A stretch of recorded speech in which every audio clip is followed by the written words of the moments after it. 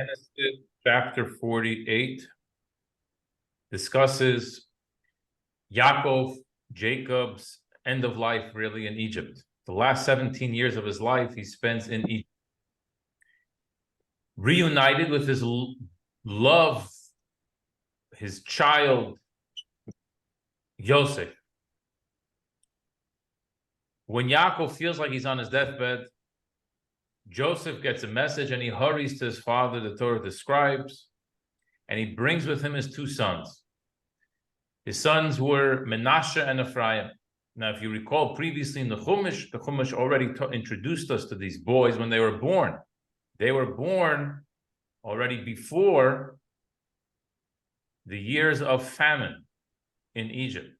So you're talking about these boys who are about approximately at least 15 teenagers. Maybe they could have even been in their young 20s. 17 years Yaakov lives in Egypt. 17 years in Egypt. 19, they were at least 20 years old, between 20 and 27 years old. That's what we're talking, 20, around that age.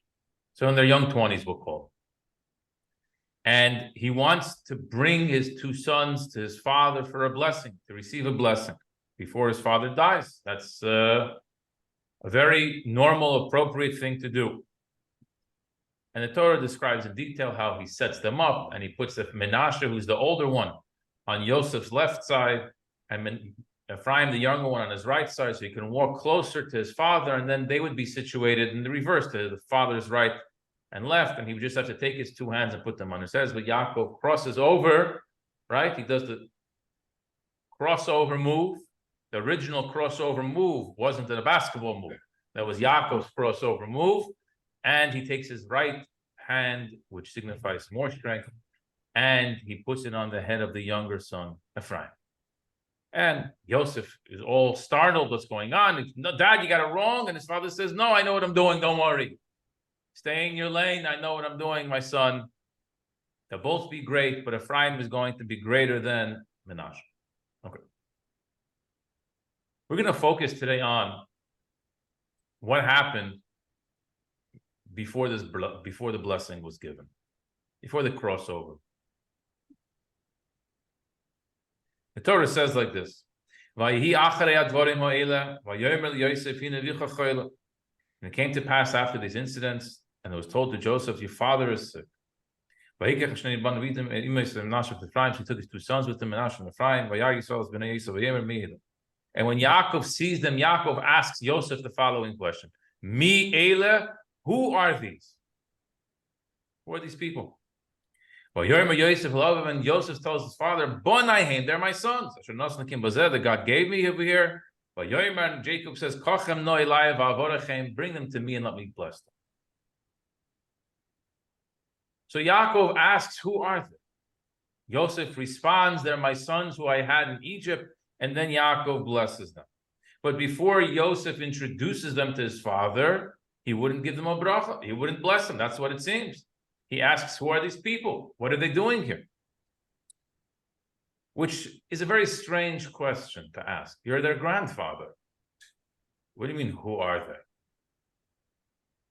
You just lived with them for the past 17 years. What do you mean, who are these people? What are you asking me who they are? So Rashi says, says Rashi, Bikish the Borcha. Jacob wanted to bless the boys. He wanted to bless the young men standing before him. But the divine Holy Spirit left him. But why did the divine Spirit leave him? Because in the future, many generations later, the wicked people, Yeravam and Achav, the sinners, grave sinners, they would be descendants of Ephraim, and Yehu and his sons were destined to be born from Menashe, and therefore the divine Spirit left Yaakov when they were brought in his presence. So what does Yaakov, again, Yaakov asks, who are they? So Rashi is explaining, why does he ask who are they? Because what? Because the divine Spirit leaves him. So what does Yosef say? Yosef Vayomer Miela. He asks, I'm sorry, Yaakov says, who are these? Mehechon Yotzu. His question is, where did these people come from? She'ein in lo'in in bracha, that they're not fit for a blessing. Where do these guys come from? They're not fit for a blessing. Bozeh, so Yosef says, these are my sons who I had over here. Says Rashi, Joseph shows Jacob, his father, a contract, a document of betrothal and of iksuba. And then Joseph asked God for mercy, and the divine spirit returns back to Jacob, and now Jacob gives them a beautiful blessing, as we read in the Chumash. This is the simple explanation according to Rashi. Now, this, if you're following along, and hopefully you are, it's not that complicated, but if you're following along, you got to ask, isn't there a simpler explanation than this? I mean, Rashi is supposed to be giving us the most simple explanation. That's what Rashi's job is. This is like the divine presence left him. They weren't fit for blessing. He asked where they come from. He also has to show him a contract of marriage, the ksuba. What's going on over here? Seemingly, we can understand these verses by the simple fact that the Torah already told us that Jacob got old and he had trouble seeing, trouble with his vision. So simple. He didn't know who they were because he couldn't see. So he asks, who are these kids? They weren't kids. Who are these young men? He couldn't see them. Yosef, he knew. But these children, these grandchildren, I mean, he didn't recognize them. So he asks, who are they? No, that would have been a simple reading in the Torah. He asks, who are they? And Yosef says, these are my sons who I had in Egypt, and now please give them a blessing. They're your grandchildren, right? Now give them a bracha. We know he was getting old. We know he was on his deathbed. We know he had trouble seeing. So what's this Rashi getting into? The divine spirit left him, and because of future generations of wicked people that would be born from these people. He asks where they come from. Yes, Joseph has to prove that he got married with some type of a contract over here. It's a nice story, but why is Rashi compelled to learn and understand the verses in such a fashion when there's seemingly a simpler way to understand?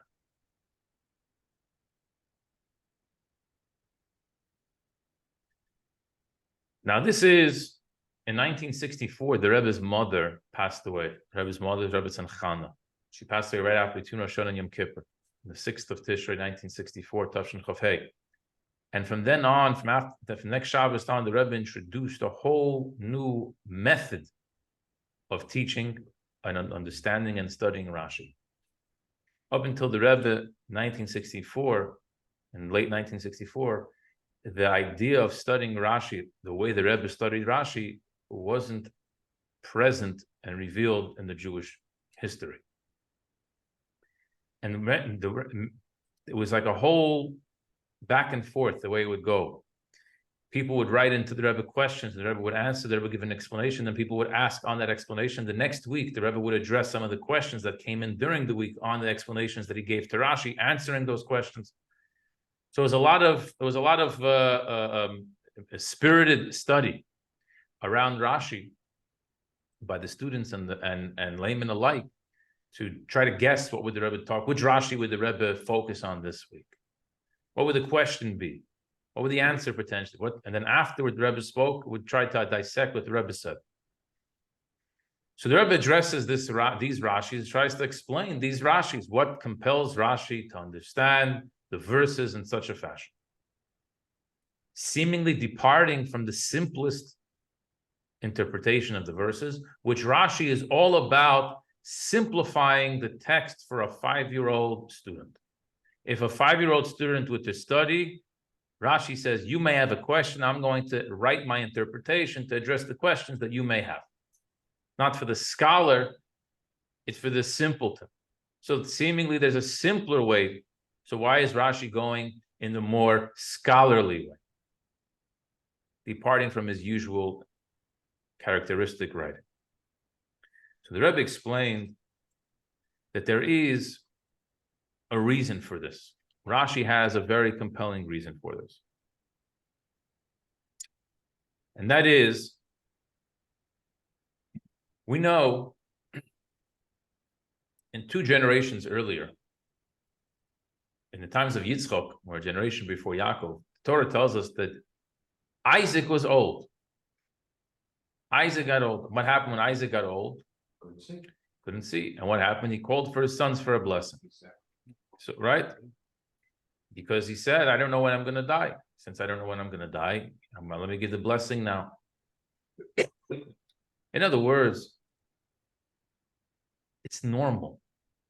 At this point in the Chumash, a simple reading of the verses up until this verse, up until this chapter where we're holding, already lends itself for a person to understand that before someone dies, their children and grandchildren are brought in for blessings.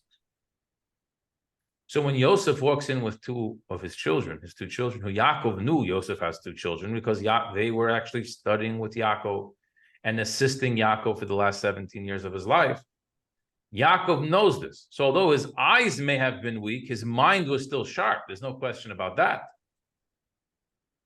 So obviously he knew who they were. And he knew that they were coming for a blessing, because that's what, historically, that's what we do at this point. Just like you yourself, Yaakov, went to your father when he got old for a blessing, because he wasn't sure he may die. So Yosef is coming now for a blessing with 2. Who do you think they are? I gave you 5 guesses, right? Who do you think they were? You knew he had 2 boys around this age. You know that he's coming for a blessing now. And you're not sure all of a sudden who they are? All of a sudden, your eyesight, it's too weak of an understanding. The question, we would have a big question on Yaakov in such a case. The question would push us to believe that his mind was somewhat becoming weakened, where there's absolutely no indication in the verse that such a thing happened. Yes, indication that his eyes were weakened, but no indication that his mind was weak. On the contrary, his mind, when you read what he says and you read what he blesses, his mind was quite sharp. For a mind that's quite sharp, he should know who these people are. Which leads us back to the original question that Rashi had. That Rashi is addressing, that he knows me and you are going to have when we read the verse. If Yaakov knows who they are, Yaakov should know who they are. So why is Yaakov asking, who are they?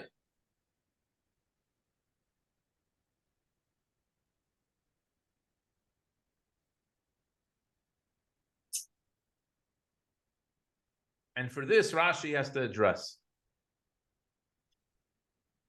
and come up with and give an explanation into exactly what happened over here.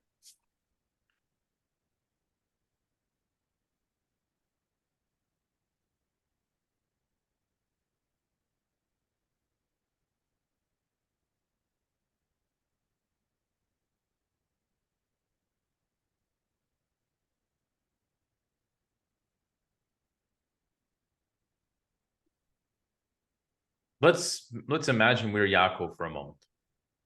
Okay? We're sitting old on our bed. Our son comes in with his 2 sons. We know why he's coming. We know he's coming for a bracha, coming for a blessing. And we know that we walk around with the Spirit of God. There is a godly spirit that is invested within us at all times. And all of a sudden, he walks in together with these 2 sons, and that Spirit of God departs.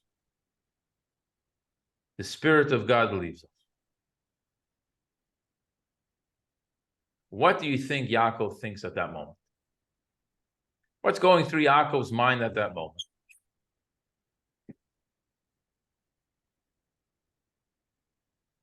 What would go through your mind at the moment? The child walks in for a bracha. You know why he's coming, huh? He's going to die now.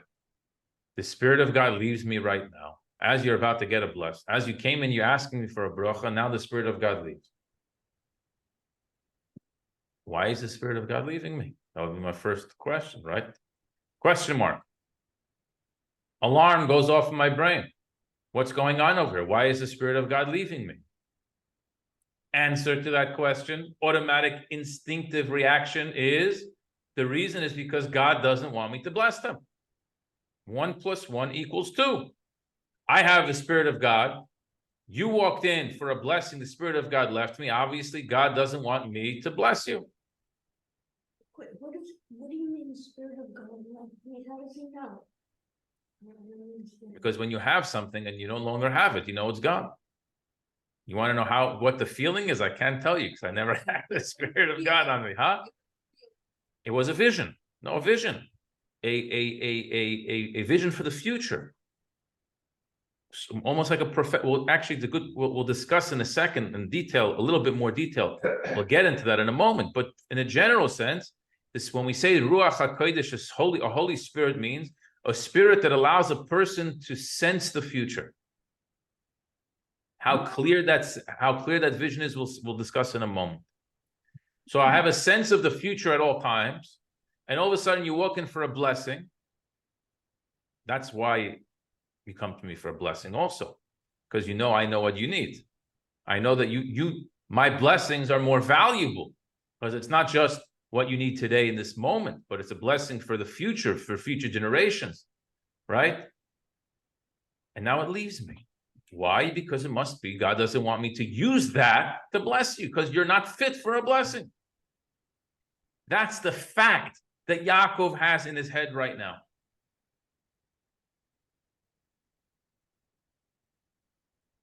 Therefore, Yaakov instinctively asks the question, Mi'ela, who are these?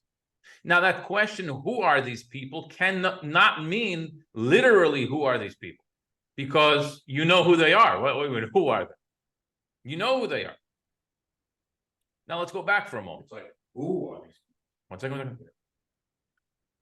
We know, Rashi explains to us, why the Spirit of God left Yaakov.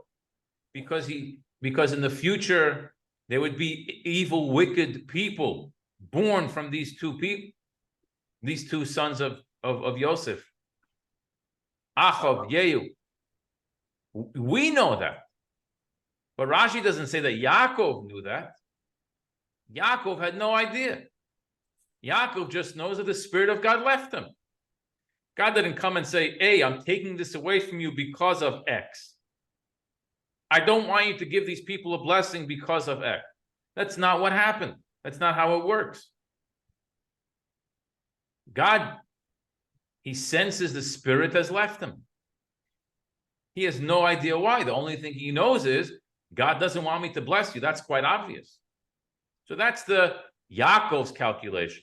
The personal calculation that he makes for himself is, I know that God doesn't want me to bless you. That's quite obvious to me. So now my question becomes, who are these people? Where do they come from? In other words, he's questioning the holiness of their birth. The fact that they themselves are righteous people and they themselves are fit for a blessing, Yaakov knows, he observed in the last 17 years.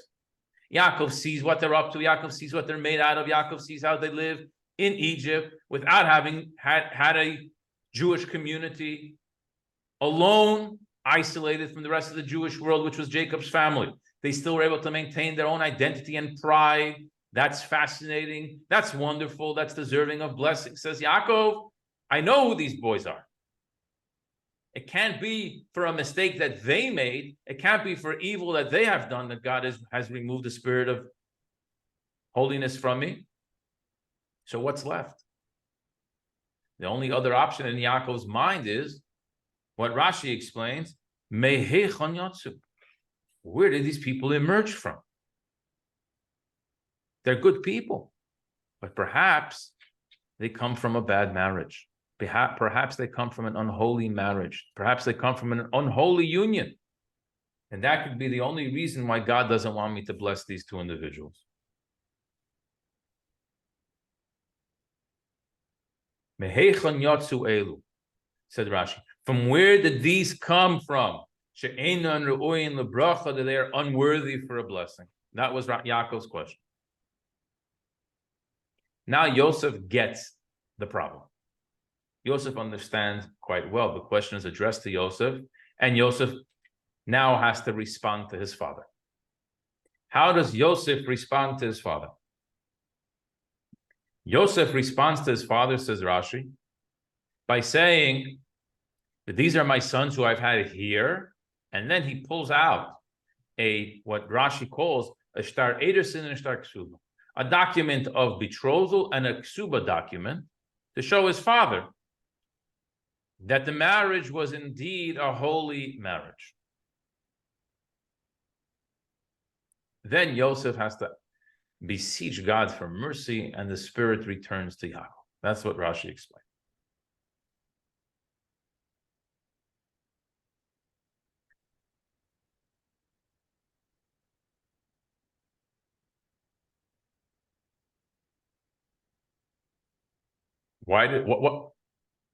What does this mean?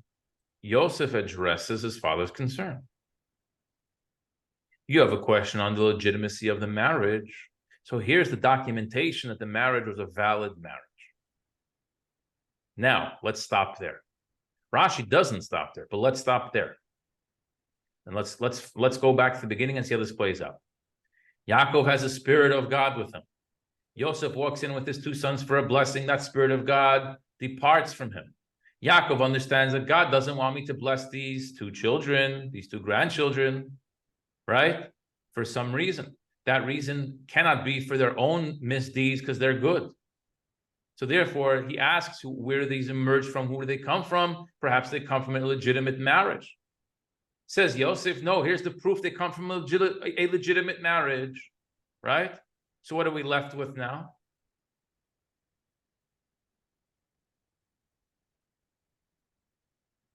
That should be proof. Proof that what? That it's a whole list. Fine. So the proof is there. It's a legitimate marriage. That we know now. But what are we left with? Still feels that. Oh, so he's left with a question now. So why did the Spirit of God depart? It's not them, and it's not where they come from. Yaakov just knows. Yaakov at this point doesn't understand. Why is the case? Why is this indeed so that I don't have the ability to bless them? Why doesn't God want me to bless them? I know I shouldn't be blessing them right now, but I don't know why anymore. This is what's going on in his head. The reason that I thought cannot be, now we know cannot be, so then what's left? Is that why he did the crossover? No. So therefore Rashi continues, and Rashi says, sensing this, Joseph, his son Bikish of Racham, Joseph begins to beseech God for mercy. Because Joseph wants his father to give Joseph's children a blessing. And he knows that at this point right now, the Spirit of God has left him, and there is no explanation for it that they can come up with. They don't think that in the future there's going to be a problem, and that's why now it shouldn't be a blessing. Their mind doesn't go there. So the only thing Yosef feels like he can do is to pray to Almighty God, which he does. And out of a kindness to Joseph, God restores the spirit back to Yaakov, and Yaakov gives them a blessing. This is the explanation. This is how the story follows through over. That's how it runs from the beginning to the end.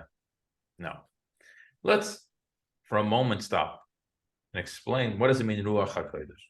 What does it mean the spirit of holiness that's on him, right? Rosny asked the question. What exactly does it mean? So the truth is, exactly the feeling, exactly what it is, I can't tell you, I never had it. Or I did have it. And I'll explain what I mean by that. There are different levels to the Spirit of God being invested in someone. There are a lot of different levels to this. And in the same individual, sometimes that Spirit of God gives them a clear vision and a clear picture, an entire picture. They see the whole picture. God allows them to see an entire picture. And therefore they can pinpoint and explain exactly what shouldn't be done, who should be here, who should be there. That's one level. That's obviously the clearest level.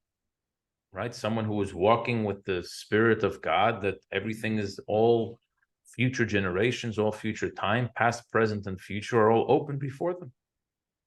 That's a level of prophecy, which would be the highest level ever possible for a human being. But then there's much, much lower levels than that. There's a level of Ruach HaKodesh where we don't have a clear picture of what's going on, but we just have a sense about certain things should or shouldn't happen. And I'll give you an example of what I mean.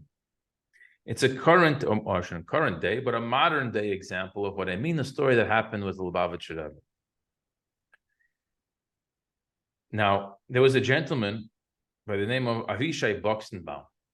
Avishai Boxenbaum served as part of the security team of the Israeli consul in New York in the 70s, in the early 70s. He was a religious man. He served from 1970 to 1973. Ariel Sharon, at that time a general, Ariel Sharon, right, who later became the prime minister of Israel. Ariel Sharon came to America, to New York and to Washington for a visit, an official business. And when he came, he was in New York, he came to the consul and he told the people there that he would like to have a meeting with the Lubavitcher Rebbe. Now, I thought this was strange. Ariel Sharon wasn't a religious person at all. What do you need a meeting with the Rebbe for? They asked him, why do you need a meeting with the Rebbe? So he said like this, Ariel Sharon's son, unfortunately, was killed in a gun accident. It was an accident. And his son was killed. It was obviously devastating news. His son was killed. Tragic. The Rebbe sent him a letter, condolence letter. But when he was sitting Shiva for his son, one rabbi came to visit him and he said that, why are you here? Because the Rebbe sent me. I represent the Rebbe to, and then another rabbi showed up, and a third, and a fourth, and every rabbi, so I don't go to shul every Shabbos. I don't know all you, where you people, what are you coming here for? And each one told him that I am here on a mission from the Lubavitcher Rebbe to give you blessings of condolence. So Ariel Sharon, now in New York, later, years later, he said, I was always wondering, I'm a general in the army, and generals give orders. When I give an order, I have to check 15, 20 times by the soldiers to make sure that the order was actually fulfilled. And that's with, a military police threat. If you don't listen, you could get, he said, I was wondering and amazed, who is this person in New York? Who is this general in New York that they give an order to someone thousands of miles away and tell them to go do a mission, and they listen, each and every one, without any threat of military, martial and anything coming after. If I'm in New York, I have to meet this person. I have to meet such a person who can do have such a powerful sway over his followers. I need to meet him. So they appointed, he has to go with security. So they appointed Avishai Boxenbaum to be his personal security guard for the evening and for his trip. So they called up New York, they called up the Rebbe's office, and they asked the Rebbe's office for an appointment. And the Rebbe's office gave him an appointment for 1 a.m. in the morning. This was usual. Really? What is he going to do till then? Whatever, to figure out how he's going to spend the night till 1 a.m. But he comes to Crown Heights, and he's waiting in the hallway in the antechamber before the Rebbe's room. And eventually he goes in. He went a private. Avishai is waiting in the hallway, sitting on the bench. And he's sitting there, and he's sitting there, and he's sitting there. And they told him the meeting, or they expected the meeting maybe would last an hour. How long is the meeting going to last for? An hour. And the meeting was going and going and going and going, and he wasn't coming out of the meeting. And he starts getting nervous. What am I going to do? You can't walk in, and it's not appropriate. You knock on the door, tell him, get out of here. How are we going to end the meeting? He gets up, starts pacing back and forth in the hallway, doesn't know what to do. Finally, it was already daybreak. It was already early morning, and the door opens up, and he comes out. Sharon comes out, and they actually prayed the morning services in 770 then, and Ariel Sharon put on tefillin, and then they went back to Manhattan. Now like this. On the way back, Avishai turns to Sharon, Arya Sharon, and he says, "What happened to you? What were you doing there all night? What were you guys talking about? How much can you speak already? You know, this is going hours and hours and hours." So Ariel Sharon turns to me, he says like this, "Listen, I sat with the Rebbe for a while, and then I looked at the clock. I see what time it is. And the Rebbe turns to me and says, 'Where are you rushing?' So I told the Rebbe, 'I have a meeting tomorrow morning in the Pentagon.' Means you have to go from here to Washington, D.C. I have a meeting in the Pentagon. Then I'm coming back here for a 3 p.m. flight back to Israel. So I'm in a rush. I got to get out of here, get some sleep, get to Washington, get back to New York, get onto a plane. You know, this was no time to spare." So the Rebbe turns to me and the Rebbe says, "Why are you rushing? You're a general. They'll wait for you. And if you don't come tomorrow," the Rebbe said, "so they'll reschedule for the next day. Relax." In other words, the Rebbe told him, "Relax, don't go nowhere, sit down, let's talk more." Whatever they were talking about, we don't know, but that's what the Rebbe told him. Every time I wanted to get up to leave, the Rebbe told me, "Don't rush, sit down." It's not polite to walk out. I asked for the meeting. We're going to walk out on him. I couldn't leave until the morning came and the meeting ended, and that was it. He says, "Listen, I just stayed up all night. I can't go with you to Washington. I got to go to bed. If you want to go to Washington, you got to find another bodyguard to take you. I can't take you to Washington. I'm going to go to bed." Sharon himself said, "You know what? I'm exhausted. I got to get a few hours of sleep right now. We're not going to be able to make the Washington trip right now. We're going to have to reschedule it for the next day." And then at 3 in middle of the evening, this Avishai gets a phone call from Israel, and they told him that the plane that Sharon was supposed to be on at 3 p.m., the 3 p.m. flight leaving from JFK, was hijacked by terrorists and it landed in Algeria. The famous hijacking where they wanted to kidnap Ariel Sharon. The whole reason why they hijacked the plane, because they knew Sharon would be on the plane, and they kidnapped the plane. They hijacked the plane to be able to kidnap Sharon and take him as a hostage. So everyone said, a miracle of the Rebbe. You see, the Rebbe held back Ariel Sharon from going on the plane because Rebbe knew what was happening. Now, a miracle, the Rebbe saved his life. Who knows what the Rebbe saved? This was I'm saying it now like this, but this was in the moment. This was like the most unbelievable thing that could have happened. The Lubavitch Rebbe held Sharon in his office all night long. He missed his meeting in Washington. He had to reschedule. He missed his flight. And because of that, he was saved. So there was a rabbi, his name was Rabbi Zev Siegel. He served as the rabbi of Young Israel in Newark, New Jersey. And he heard about the story. And he said, "I have to find out if the story is true." You know, people say a lot of things out there. I got to find out if the story is true. So his next audience with the Rebbe, he asked the Rebbe point blank. He said, "Is it true that you stopped Sharon from getting on the plane that was hijacked?" And the Rebbe said, "Yes." So he looked at the Rebbe and he asked him the next obvious question. If you knew that the plane was going to be hijacked, so why didn't you stop everyone from going on the plane? Why did you only stop Sharon from going on the plane? Should have told everybody not to go on the plane. It was going to be hijacked. Who knows what could have happened? So the Rebbe looked at him and the Rebbe said like this: "Do you think I knew that the plane was going to be hijacked? I didn't know that the plane was going to be hijacked. I just had a sense that Sharon shouldn't go on the plane. So I did everything that I could to stop him from going on the plane. That's all I sensed that he doesn't belong on that plane.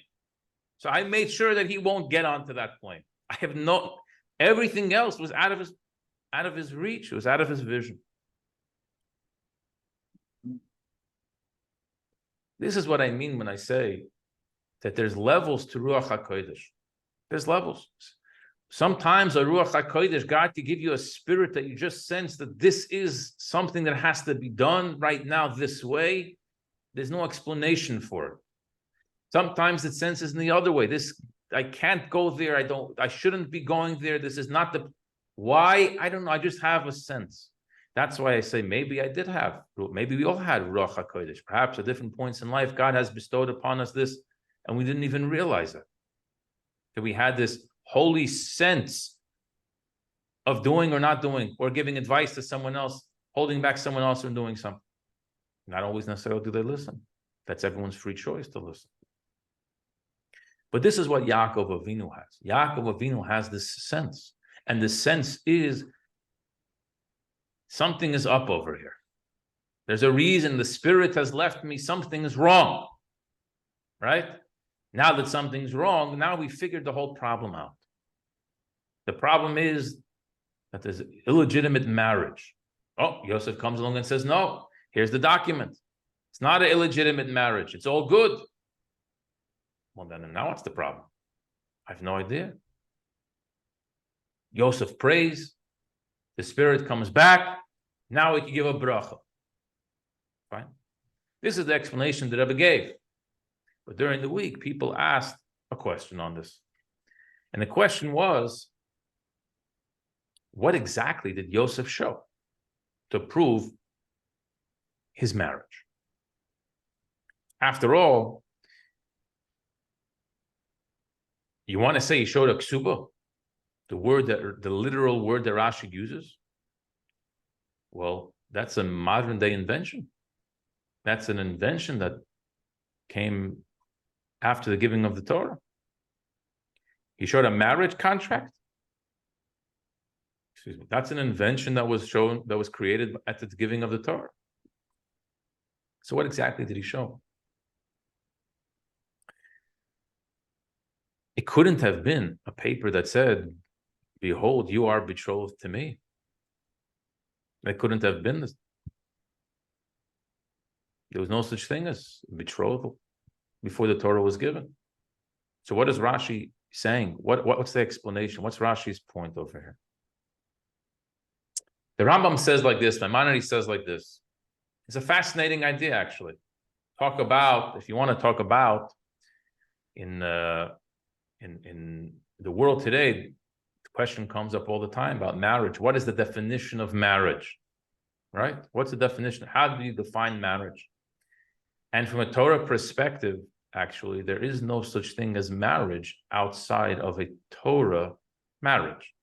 What I mean by that is that it used to be before the Torah was given, how did two people get married? A man found a woman in the street, he took her into his house, and he married her. And they lived together, and that means they were married. There was nothing else to it. Came along the Torah, and God revealed to us in the Torah that there has to be a process to marriage. There's something called kiddushin. You have to have a betrothal and a marriage, and there's a divorce. What did divorce mean before the Torah was given? Divorce meant the guy kicked the woman out of the house. And that was it. She's gone. Comes along the Torah, the rabbis and the kings. To throw a woman out on the street like that, she's going to be left with nothing. So the first document of women's rights ever in the history of humankind was the Ksuba. The Ksuba was a document that the man had to give the woman to say that if he's going to die or divorce her, he's going to have to give her money so she should be able to make it on her own. This is women's rights, the likes of which only the world should recognize today. This is true women's rights. All in the Ksuba. But this all came after Torah was given. Before Torah was given, when it came to marriage, there was no concept of marriage that we know today. It didn't exist. There were no contracts, there were no documents, there was no divorce, there was nothing. The concept of marriage is a Jewish concept. It's a holy concept. And if it's not done in a Jewish way, it's not halachically called a marriage even. You can live together with whoever you want, but that doesn't mean you're married. Married is only one way, in the Jewish way. That's it. There's no other way to it. So Yosef didn't have a Jewish marriage back then because there was no such thing as Jewish marriage. So why did he show his father exactly? So over here we have to say that Yosef showed his father something the likes of which is reflected in the modern day marriage construct and ksuba, which is, as I said, rights for a woman, which brings back to understand one more thing. Marriage is holy from a Jewish perspective. That's why it's sanctioned by God in the Torah, because it's a holy concept that was given at Sinai. In order to get married, you had to prepare for marriage, says God. You didn't just meet a woman on the street and live together and move in. That's not how it worked. The way it actually worked originally was what we would call today, you get engaged, right? Where does engagement come from even? Engagement. Who's engaged? People didn't get engaged before the Torah, no such thing. After the Torah's concept called betrothal. What's the Ederson, the halachic betrothal? It means we write a contract from me to you. And it says in this contract, whatever it says, that we're going to get married. And we're not getting married today or tomorrow or next week. We'll get married in a year from now. And 6 months from now. We'll choose the date, whatever the date is going to be. But what are we doing until then? Until then, we are bound one to the other. But we don't live together because we're not yet married. So what are we doing? We're preparing for marriage. Preparing for the act of sanctity and holiness. Preparing to begin a Jewish home together. This puts proper perspective on a Jewish marriage. So there's two things that are involved over here. There's one concept of anything that's holy, you can't just run into it. You can't just go from eating your burger to put it down to now we're engaging in something. No. Which is, by the way, parenthetically, one of the reasons why Chassidim wear a gartel. One of the reasons why we wear a gartel is when you gird yourself, you gird your loins, is an act of preparing to daven now. It's an act of preparation for davening right now. You don't just walk in off the street and daven. No. You walk in off the street, you take a gartel, you wrap yourself, you envelop yourself, you tie yourself. And now that's the minimum. It's a minimum. It takes only 10 seconds, but at least for 10 seconds, I'm preparing to daven now. I'm preparing to engage in holiness right now. Marriage is a much larger, much more important. It takes time to prepare for marriage. So that's what the concept was. That's what the concept is till today. Then we have the protection of the woman.